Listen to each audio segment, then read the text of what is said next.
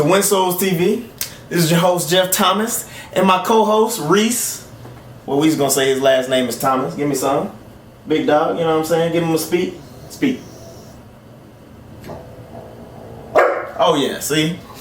That's my boy right there. Anyway, let's go ahead and jump right on into the topic. So today we are definitely talking about how obedience is like a habitual thing. Okay, so the word tells us that if we live by the Spirit, then we will certainly not gratify the things of the flesh. Okay, and that is Galatians 5:16. So if that's the case, let me read something to you that I just found so interesting that Paul was saying, and I'm coming out of Romans 7. It says, this is verse 14. It says that we know that the law is spiritual, but I am a creature of the flesh, carnal and unspiritual, having been sold to slavery under sin. For I do not understand my own actions. I do not practice or accomplish what I wish, but I do the very thing that I loathe.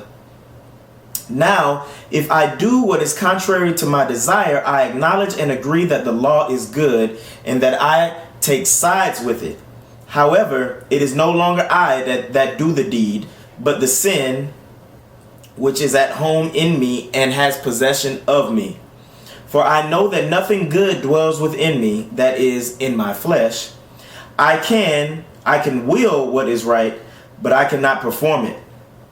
For I fail to practice the deeds or the good deeds I desire to do, but the evil deeds that I do not desire to do are what I am doing. Try to say that 20 times fast because that is very difficult to say. Now, he says that the evil deeds that he does not desire to do, he is doing. And this is one of the men, Paul is one of the men in the Bible that is credited for being one of the greatest Christians that has ever walked this earth. Okay? And he is over here saying that, hey, guess what? I'm doing the stuff that I don't want to do. I'm carrying out evil desires that I don't even want to carry out, but I'm doing it, and I'm just being real about it. Okay.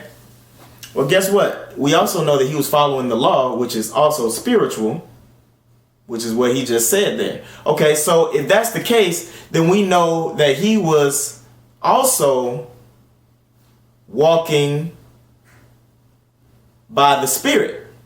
Okay, and so if he was walking by the Spirit, and he's one of the greatest Christians that has ever walked, why is he talking about also carrying out the deeds that he loathes? Why is he also talking about carrying out the evil desires that he doesn't want to carry out?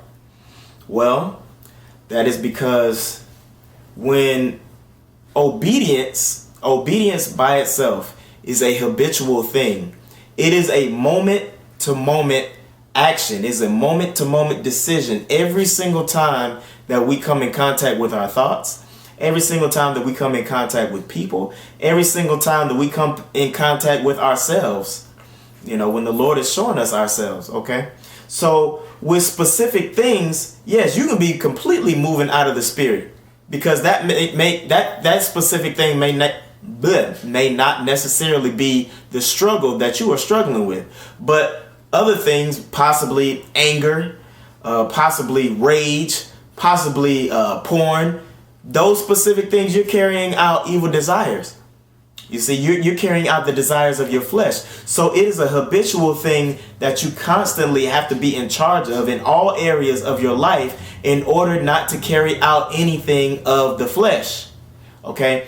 I didn't understand that, you know, and it took me a while for the Lord to show me that. It was just kind of like, okay, no wonder why a lot of us are so quick to judge others about something that they have conquered in their life and they're not sinning in.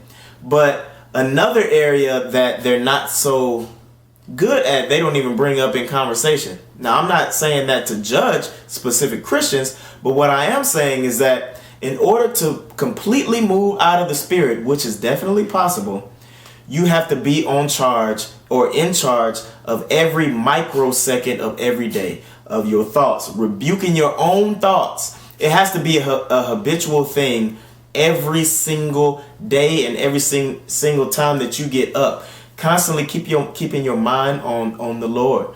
Constantly keeping your words away from cursing people and cussing. You know, the way that you walk, the way that you talk, your specific actions, because before you know it, people will be watching you, and people are watching you without you even knowing. Perfect example, I play video games from time to time, and some of the people that I play with, you know, they notice that I don't cuss. They notice that I don't say one cuss word, and that makes them want to know, man, okay, well, I want to know a little bit about this person, or this, not only this person, but this God that he believes in, because he actually is trying to carry out what the word is telling us not to do. You know, he's actually trying to do it. And so when we are habitually obedient, micromanaging every little second of our day and looking at, okay, no, I'm going to do what's right here. I'm going to do what's right here. I'm going to do what's right here. I'm not going to think that thought, because that I know that didn't come from me. And even if it is, I rebuke that thought in the name of Jesus, and then get my focus right back on the Lord. Constantly managing every single little part of our day, we will be moving out of the Spirit. We will be moving out of the Spirit. But we have to be careful in terms of the specific things that we allow in, and the specific things that we make the conscientious choice of carrying out. Now, if you just don't know, you don't know. But if you read in the Word, you will know. You will know. And the truth will always set you free, but we have to move out of the Spirit, moving out of the things that he wants for us to do, and then constantly being in charge of every second of our day. You guys be blessed. Have a good one, and I hope that message was a blessing to you.